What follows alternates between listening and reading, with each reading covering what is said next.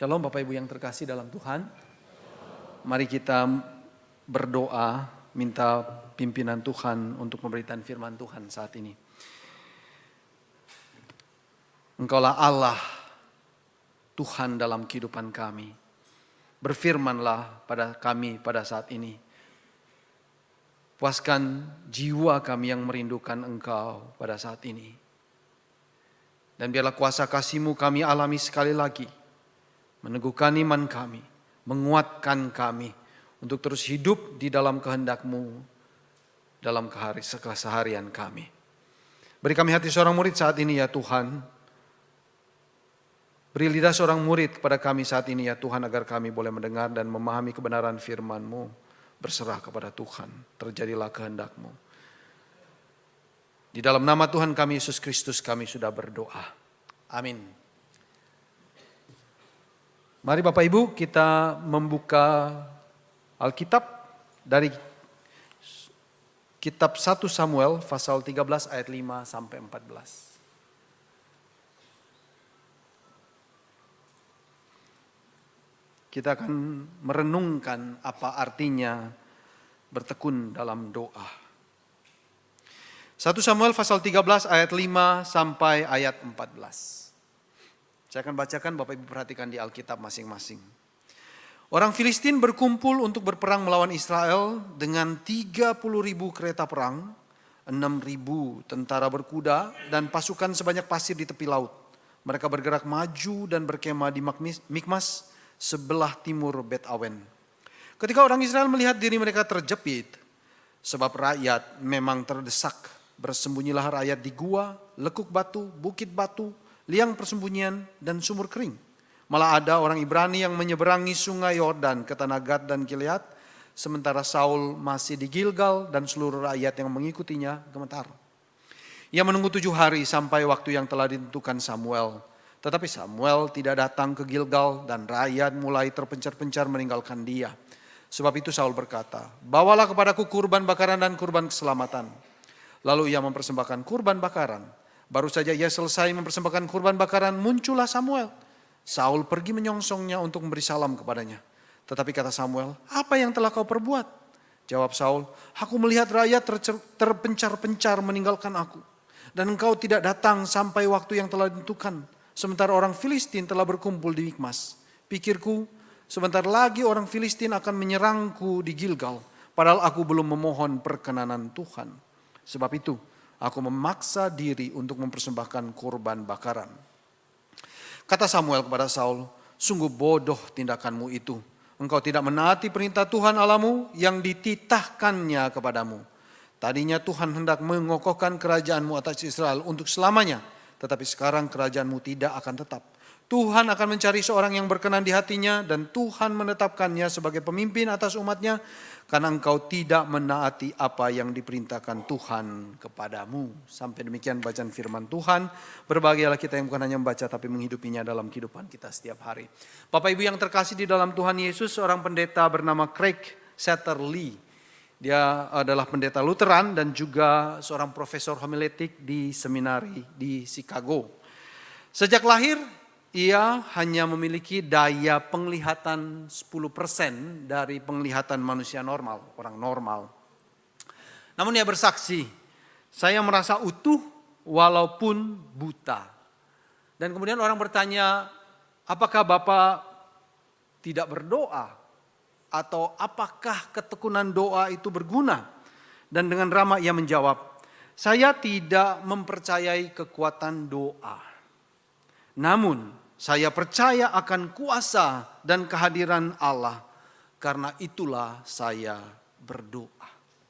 Nah Bapak Ibu yang terkasih di dalam Tuhan Yesus, berdoa pertama-tama bukanlah tentang ketekunan kita melakukan kegiatan doa. Tapi pertama-tama adalah tentang siapa Allah yang kita kenal di dalam Yesus Kristus. Nah pagi hari ini Bapak Ibu yang terkasih, kita akan belajar melalui kisah Raja Saul alasan mengapa orang Kristen harus tekun berdoa. Tidak ada pilihan, harus tekun berdoa. Nah kita melihat teks kita pada pagi hari ini Bapak Ibu yang terkasih. Kondisi orang Israel dalam keadaan terjepit. Kata terjepit di dalam ayat ke-6 itu sama dengan atau secara literal berarti terbungkus, dibungkus. Artinya orang Israel itu berada di tengah-tengah musuh dan tidak bisa berbuat apa-apa. Dan kita membaca di sana bagaimana kekuatan orang-orang Filistin itu begitu fantastis. Seakan-akan dilebih-lebihkan ya. Karena kita baca sana kekuatannya adalah 30.000 kereta perang, 6.000 tentara berkuda.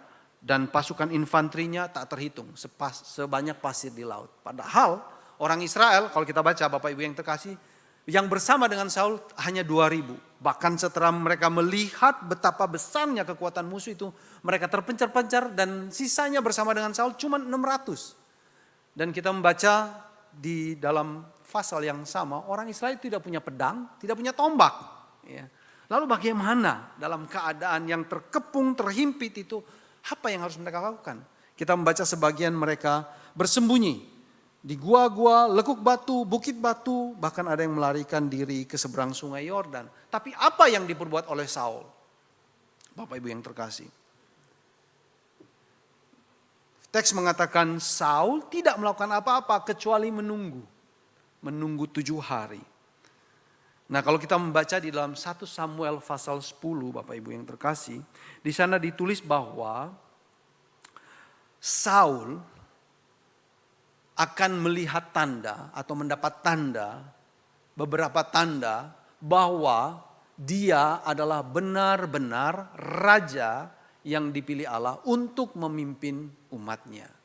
Dan beberapa tanda kalau kita membaca di dalam 1 Samuel pasal 10 itu, beberapa tanda segera terjadi setelah dia bertemu dengan Samuel dan dia pergi, dia mendapatkan tanda-tanda itu.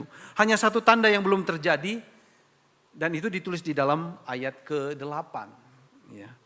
Di sana dikatakan, kata Samuel, engkau harus turun ke Gilgal mendahului aku. Aku akan datang kepadamu untuk mempersembahkan kurban bakaran dan kurban keselamatan.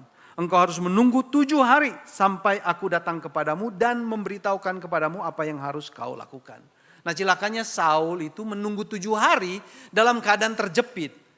Dan dia nggak tahu harus ngapain lagi gitu, kecuali menunggu.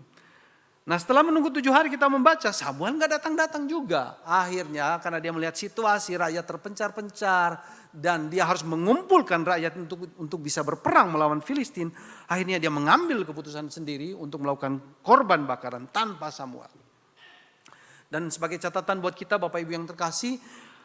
Mempersembahkan korban bakaran dalam peperangan adalah hal yang biasa dilakukan oleh bangsa Yahudi kalau mereka berperang. Kalau kita membaca di dalam 1 Samuel pasal 7 ayat 7-10 waktu Samuel baru memimpin sebagai hakim. Orang Israel itu berperang lagi, berperang dengan orang Filistin. Dan di sana digambarkan mereka ketakutan dan mereka menangis. Minta kepada Samuel untuk berdoa kepada Tuhan agar bisa memenangkan peperangan melawan orang Filistin. Lalu di sana dikatakan Samuel mempersembahkan korban bakaran dan akhirnya orang Israel bisa menang melawan orang Filistin. Orang Filistin lari terbirit-birit. Kenapa? Karena Allah berperang buat mereka. Bapak Ibu dengan melakukan korban bakaran mau dikatakan bahwa peperangan ini sebenarnya milik Tuhan. Bukan punya orang Israel. Oleh karena itu orang Israel harus berserah kepada Tuhan. Memohon kepada Tuhan untuk bertindak dengan kuat kuasanya agar peperangan itu bisa dimenangkan. Nah kembali ke dalam kisah kita pada pagi hari ini Bapak Ibu yang terkasih. Baru saja Saul selesai memberikan korban bakaran muncul Samuel.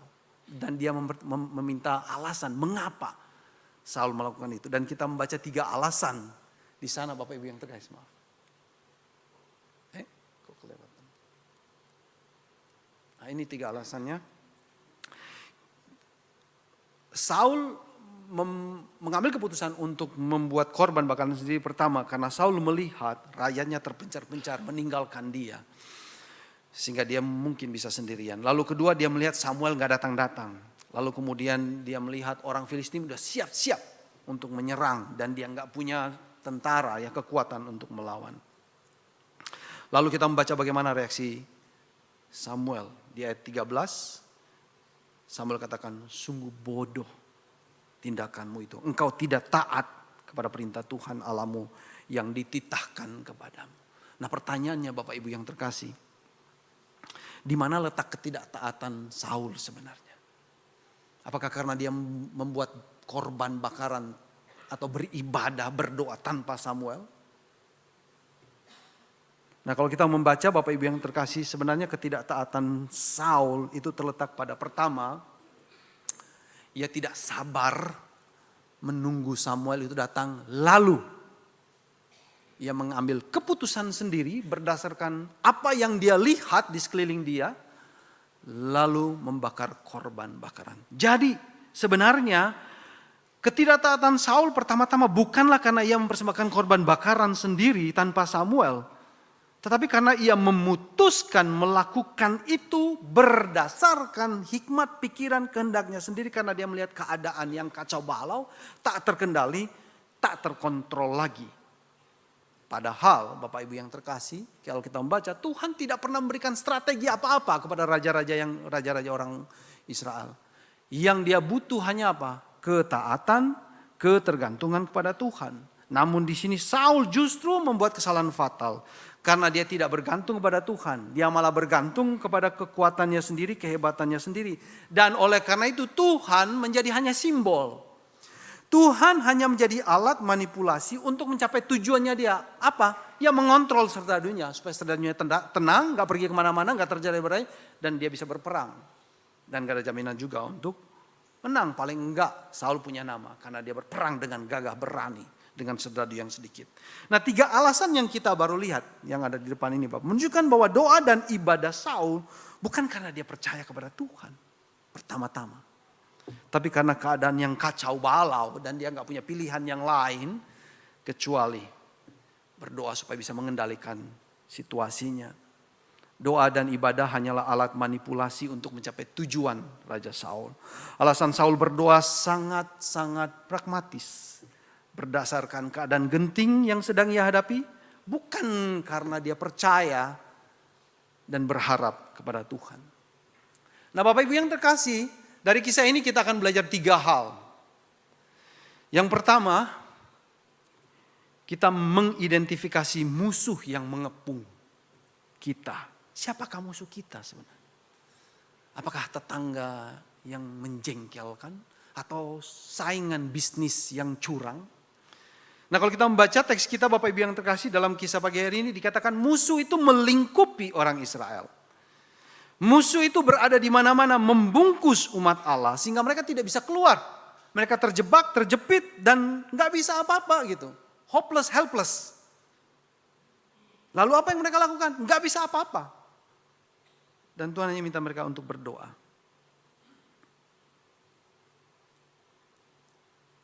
Siapakah yang melingkupi kita senantiasa? Apakah yang melingkupi kita senantiasa sehingga kita tidak bisa keluar dari kungkungannya seakan-akan? Dosa Bapak Ibu yang terkasih. Musuh kita adalah keinginan daging kita yang tidak percaya kepada Tuhan. Dosa. Yang kemudian iblis menunggangi kelemahan kita ini. Sehingga kita jatuh dalam kesalahan, demi kesalahan, demi kesalahan, dan demi kesalahan. Dalam percakapan tiap hari secara tidak langsung ataupun langsung sebenarnya musuh yang melingkupi ini terasa banget. Mungkin kita biasa mendengarnya. Kita sering berkata, ya namanya juga orang berdosa. Ya, ini pernyataan yang hopeless, helpless sekali. Atau nggak ada loh manusia yang tidak berdosa, semuanya berdosa. Ini sudah cukup menurut saya untuk menunjukkan bahwa musuh kita itu melingkupi kita dan kita nggak bisa keluar daripadanya kecuali mengatakan, ya emang kita orang berdosa, bagaimana kita bisa mengatasi keinginan daging kita. Namun kita lupa ada berita gembira. Musuh yang mengepung itu sudah dikalahkan sebenarnya oleh Yesus Kristus. Yang mati bagi dosa-dosa kita. Musuh kita sudah ada di bawah kaki Tuhan Yesus. Yesus adalah jalan kepada kemenangan atas dosa dan hukum-hukumnya Bapak Ibu yang terkasih. Oleh karena itu kita harus mengikuti Tuhan Yesus. Tidak ada cara lain. Kalau mau mengalahkan dosa, mengikuti Tuhan Yesus. Bukan hanya pada awal kita percaya, tapi selama kita menghidupi kekristenan kita harus ikut Tuhan Yesus. Setiap hari, 24/7, setiap detik. Kita harus mengikuti Tuhan Yesus. Seringkali kita lupa Tuhan Yesus di dalam kehidupan harian kita. Kita cuma ingat dia waktu apa? Ibadah, hari Minggu, waktu berdoa, atau waktu pelayanan mungkin Bapak Ibu yang terkasih. Tetapi jangan lupa, kalau kita tidak mengikuti Yesus atau kita lupa bahwa dia adalah penebus dosa kita, pembebas kita dari dosa, kita akan bergantung pada diri kita sendiri lagi. Hikmat kita, kekuatan kita jatuh lagi di dalam apa yang dilakukan oleh Saul. Kita bisa-bisa memanipulasi Tuhan oleh karena kita lupa. Jadi kita harus ingat siapa musuh kita. Bukan manusia lain, tapi dosa. Dan oleh karena itu yang kedua Bapak Ibu yang terkasih, karakteristik orang Kristen adalah menanti dan berharap kepada Tuhan Yesus.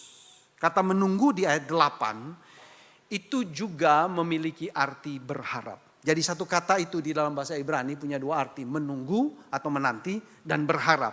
Artinya orang yang menunggu di dalam Tuhan dia berharap kepada Tuhan. Di dalam kisah kita Saul dia menunggu, tetapi dia tidak berharap kepada Tuhan. Dia berharap kepada siapa?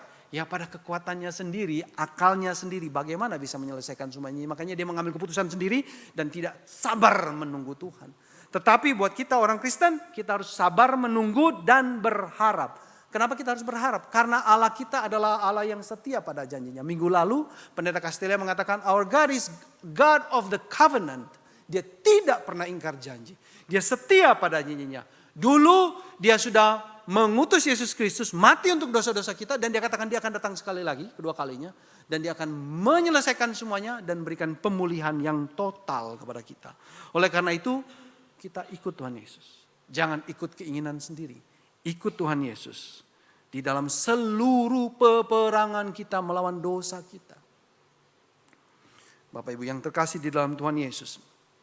Seringkali di dalam kehidupan kita mengalami jatuh lagi dalam dosa. Jatuh lagi dalam dosa, jatuh lagi dalam dosa. Kita masih bisa sakit, kita masih bisa gagal. Lalu kita bertanya-tanya, benar enggak sih dosa itu sudah dikalahkan oleh Tuhan Yesus? Benar enggak sih kuasa dosa itu tidak ada lagi di tengah-tengah kita? Hidup kita di antara kedatangan Yesus yang pertama dan kedatangan yang kedua yang akan memulihkan segalanya. Segala macam hal ini seakan-akan kuasa dosa itu masih ada sehingga kita jatuh dalam dosa. Tapi sebenarnya kuasanya sudah enggak ada. N.T. Wright menulis ilustrasi dalam bukunya Simply Good News. Bapak Ibu yang terkasih. Ilustrasinya kayak gini. Ini berdasarkan kisah nyata ya Bapak Ibu yang terkasih di awal abad kita ini. Kaisar Julius, ya, Kaisar Romawi, walaupun dia belum pernah menjadi kaisar secara resmi, dibunuh pada tahun 44 sebelum Masehi oleh Brutus dan Cassius. Lalu kemudian apa yang terjadi Bapak Ibu yang terkasih? Setelah dia dibunuh, anak angkatnya Octavianus bersama dengan teman dekatnya Marcus Antonius bersekutu membalas dendam, mengalahkan Cassius dan Brutus. Dan singkat cerita Bapak Ibu yang terkasih, Octavianus dan Marcus Antonius menang menghadapi musuh-musuhnya. Tapi kemudian Octavianus dan Marcus Antonius ini kemudian berperang. Kenapa? Karena mereka pingin menjadi emperor, pingin menjadi kaisar satu-satunya di dalam kerajaan Romawi. Dan pecahlah peperangan selama 13 tahun Bapak Ibu yang terkasih di antara kedua orang ini. Singkat cerita, pasukan Octavianus memenangkan peperangan. Antonius melarikan diri ke Mesir bersama dengan Cleopatra, di mana kemudian keduanya bunuh diri. Nah Bapak Ibu yang terkasih, N.T. Wright menulis begini. Misalnya saja kita tinggal di Roma pada saat peperangan yang berlangsung 13 tahun itu.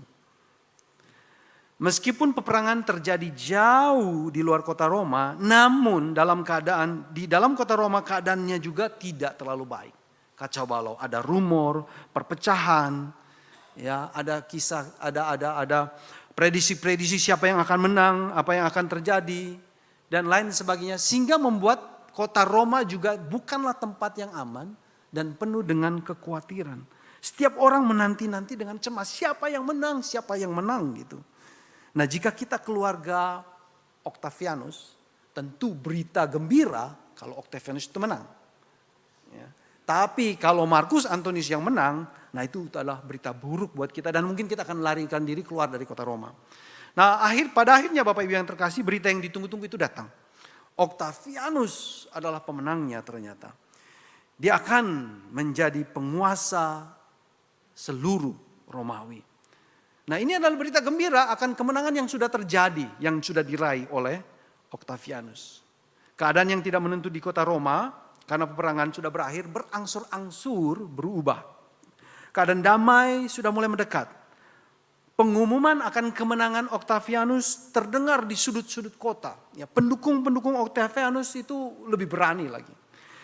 Dia akan segera dilantik menjadi kaisar dengan nama Kaisar Agustus. Yang akan membawa damai, keadilan, kemakmuran bagi dunia. Nah Bapak Ibu yang terkasih, butuh 2 tahun ya, Octavianus untuk kembali dari medan perperangan. Kembali ke kota Roma dalam pawai kemenangannya yang besar. Selama 2 tahun itu, Bapak Ibu yang terkasih, kota Roma dipenuhi dengan selebrasi-selebrasi kecil dari pendukung-pendukungnya bahwa Aurelius sudah menang. Pendukung-pendukungnya yakin kalau Octavianus pulang semuanya akan baik. Damai, sejahtera, ketentraman semuanya akan dialami. Di pihak lain musuhnya udah mulai takut-takut. Musuhnya bahkan udah mulai melarikan diri. Pendukung Octavianus sudah mulai berani. Jadi kita bisa melihat sebenarnya ketika sudah mendengarkan bahwa Octavianus itu menang dan dia akan kembali dan senang kembali, pendukungnya sudah berani. Ada sukacita.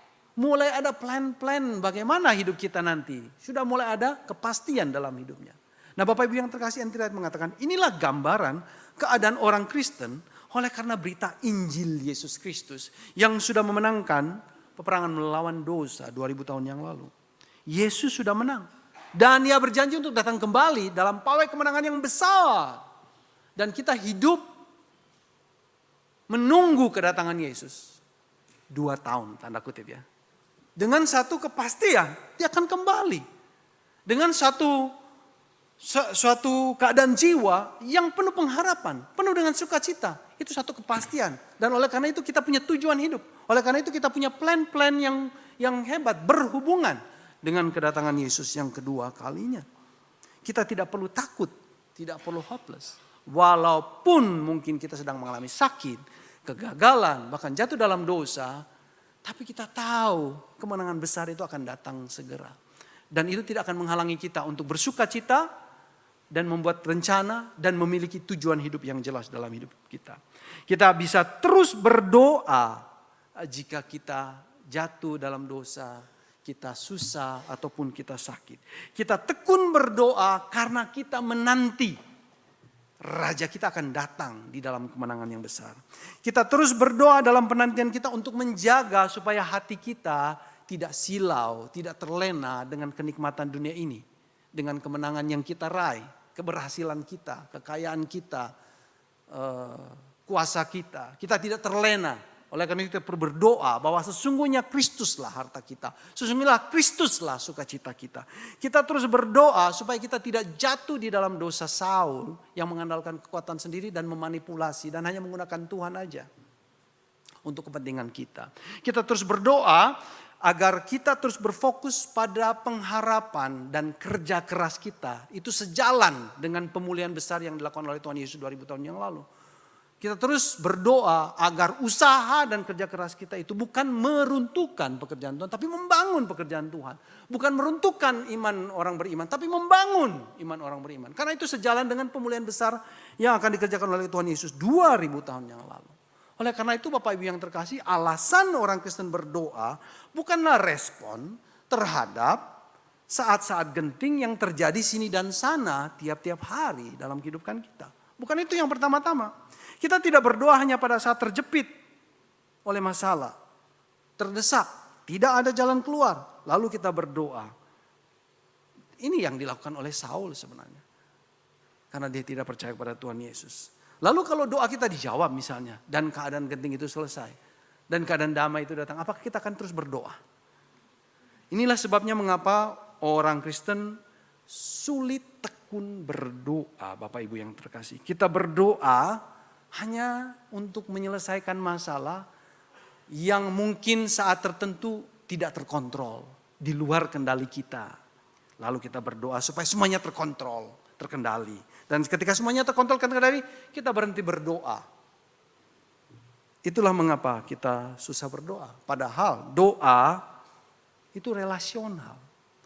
Hubungan percakapan yang terus-menerus dengan Tuhan. Doa bukan hanya tools. Tapi doa itu sebuah omong-omong dengan Tuhan. Ungkapan hati kita kepada Tuhan. Nah Bapak Ibu, jika kita berdoa hanya untuk menyelesaikan masalah-masalah pragmatis, maka relasi kita dengan Tuhan itu seperti relasi anak-anak dengan orang tuanya. Masih pada level kekanak-kanakan. Kalau kita bayangkan anak-anak kita ya, kita semua mungkin punya anak-anak, tidak semua lah ya, sebagian besar kita ya. Ketika mereka masih kecil, mereka merasa disayang kalau keinginan mereka dipenuhi. Papa beliin ini dong, papa aku mau ini beliin dong. Dan kalau kita nggak beli, mukanya bisa jelek sekali. Wah papa nggak sayang saya, papa nggak sayang saya. Itu yang terjadi sebenarnya ketika kita berdoa dan hanya bersifat pragmatis, minta. Lalu kemudian ketika nggak diberi kita mulai bilang Tuhan nggak sayang sama kita. Ini doa yang sangat egois. Dan ini sebenarnya tanda bahwa hubungan relasi kita dengan Tuhan masih kekanak-kanakan. Oleh karena itu kita perlu tekun berdoa. Tekun berdoa supaya apa? Kita menjadi dewasa di dalam hubungan kita dengan Tuhan. Kekuatan doa adalah sarana untuk membawa kita berhubungan dengan Tuhan sebagai orang dewasa. Bukan seperti seorang anak kecil terus. Kesimpulannya Bapak Ibu yang terkasih ada 4. 1. Kita harus dapat mengidentifikasi musuh yang melingkupi kita. Yaitu apa? Keinginan daging. Keinginan daging selalu adalah keinginan tidak percaya kepada Tuhan dan percaya kepada kedagingan. Kepada kekuatan kita sendiri. Dan iblis yang menunggangi. Ini musuh kita. Dan berita gembiranya kita harus percaya bahwa Yesus sudah menangkan kita dari musuh-musuh kita ini. Menangkan kita dari kuasa dosa, menangkan kita dari iblis. Sehingga kita bisa stay connected to God. Dan oleh karena itu Bapak Ibu yang terkasih, identitas kita adalah orang-orang yang menunggu dan berharap kepada Tuhan. Selama kita hidup di dalam dunia ini, kalau kita mau mengalahkan dosa, kita harus menunggu Tuhan. Dengan cara tetap berhubungan dengan Dia. Tetap berkomunikasi dengan Dia. Berdoa dengan tekun. Yesaya 40 ayat 31 menjanjikan hal ini kepada orang-orang yang menantikan Tuhan. Dia kata begini, orang yang menanti-nantikan Tuhan akan mendapat kekuatan baru. Mereka seperti Raja Wali yang terbang dengan kekuatan sayapnya. Mereka berlari dan tidak menjadi lesu. Mereka berjalan dan tidak menjadi lelah. Janji kepada orang yang menanti-nantikan Tuhan yang datang untuk kedua kalinya. Dia tidak akan menjadi loyo tapi kekuatannya melimpah. Kenapa? Karena dia stay connected with Jesus. Dia tekun berdoa. Dia menjaga terus setia kepada Tuhan. Bagaimana praktisnya Bapak Ibu yang terkasih?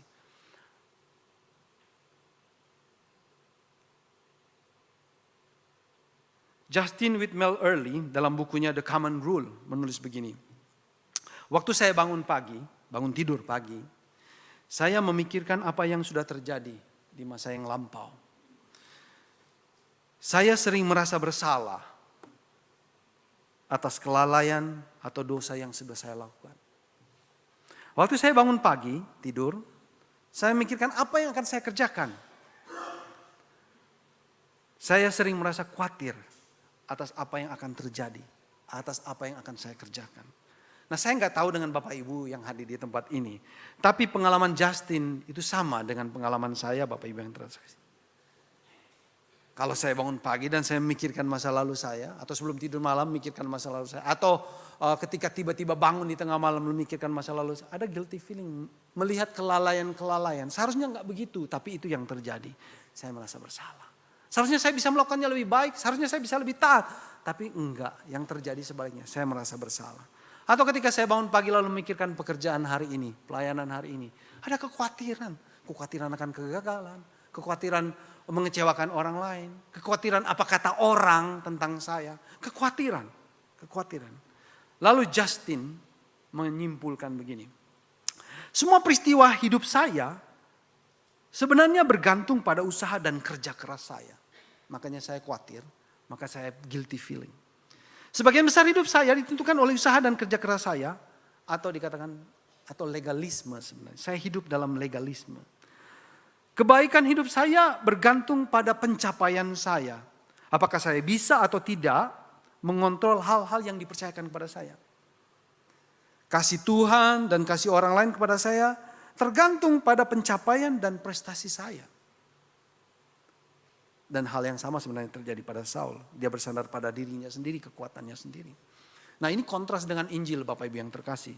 Bahwa Allah dalam Injil katakan bahwa Allah mengasihi kita bukan karena kita hebat dan banyak pencapaian kita, melainkan Ia mengasihi kita terlepas dari pencapaian kita, terlepas dari kehebatan kita, terlepas dari semua kekuatan yang kita punyai. Kecenderungan manusiawi kita adalah seperti Saul, menggunakan tools doa supaya Tuhan berpihak pada kita untuk mencapai cita-cita dan agenda kita. Tapi Tuhan bilang enggak, bukan itu yang saya mau. Saya mau kamu bergantung kepada saya dan I will finish for you. Yang perlu kita lakukan adalah bergantung, bersandar, percaya. Semakin percaya, semakin percaya, semakin percaya. Jadi Bapak Ibu yang terkasih, setiap kali kita diliputi penyesalan atau rasa bersalah karena masa lalu yang penuh dengan kegagalan dan mungkin hari ini pun kita masih mengalami akibatnya, berdoa kepada Tuhan. Ingat dalam doa kita, God is so good. Tuhan itu baik sekali. Dia memberikan anaknya. Dan kalau dia mengizinkan kelalaian, kesalahan di masa lalu dan saya masih bisa hidup sampai hari ini, dia punya maksud supaya saya tidak bergantung pada kekuatan saya sendiri seperti Saul, tapi bergantung kepada Dia, percaya kepada Dia dan berharap kepada Dia. Dan bersyukur, doa syukur naikkan untuk masa lalu, segala macam hal maupun walaupun apa yang kita lihat gelap dan terang, bersyukur karena Allah bekerja di sana, Allah yang baik bekerja, Ia mengasihi kita. Sama seperti hari ini ketika keadaan kita baik. Dan kalau kita khawatir karena memikirkan pekerjaan kita di masa depan, kita berdoa. Minta pimpinan Tuhan. Minta kasihanilah aku ya Tuhan karena aku manusia lemah. Minta supaya kehendak Tuhan yang jadi. Jadilah kehendakmu. Tolong aku Tuhan. Pegang tanganku Tuhan kalau aku jatuh. Berkati pekerjaan. Berkati keluargaku. Berkati. Lindungi kami hari ini. Jalan di depan kami dan seterusnya dan seterusnya. Dengan demikian Bapak Ibu yang terkasih, kita terus berdoa. Bersandar pada Tuhan, menyadari dosa-dosa kita. Jadi syarat supaya kita terus berdoa sebenarnya menyadari siapa musuh kita dan siapa Allah kita. Siapa saya, siapa Tuhan. Dan kalau kita benar-benar yakin siapa musuh kita dan siapa Tuhan kita, kita akan terus berdoa. Ketika menyetir, ketika berjalan, tidak terhitung kita berlutut dan berdoa di gereja. Di tempat-tempat lain dalam keadaan informal dan casual. Kita akan terus berdoa. Mari kita tundukkan kepala, kita minta pertolongan Tuhan. Tuhan Bapa yang Maha Baik, sungguh kami tidak bisa berjalan sendiri. Karena dosa mengepung kami. Kami helpless melawan dosa. Tapi kami bersyukur. Sangat bersyukur. Karena Kristus sudah memenangkan perang melawan dosa. Kuatkan kami untuk mengikuti Tuhan. Setiap hari. Ketika kami jatuh dan tergoda untuk mengikuti kehendak keinginan kami sendiri. Untuk tidak percaya kepada Tuhan. Kembalikan kami. Ampuni dosa kami. Kembalikan kami lagi untuk mengikuti Yesus saja dan kehendaknya saja. Buka mata kami untuk melihat kelemahan kami yang bergantung pada kekuatan sendiri. Buka mata kami untuk melihat kuasa Tuhan yang melingkupi kami setiap hari. Ajar kami untuk terus berdoa. Terhubung dengan Engkau. Penyelamat kami, Tuhan kami, Raja kami. Di dalam nama Tuhan kami Yesus Kristus, kami sudah berdoa. Amin.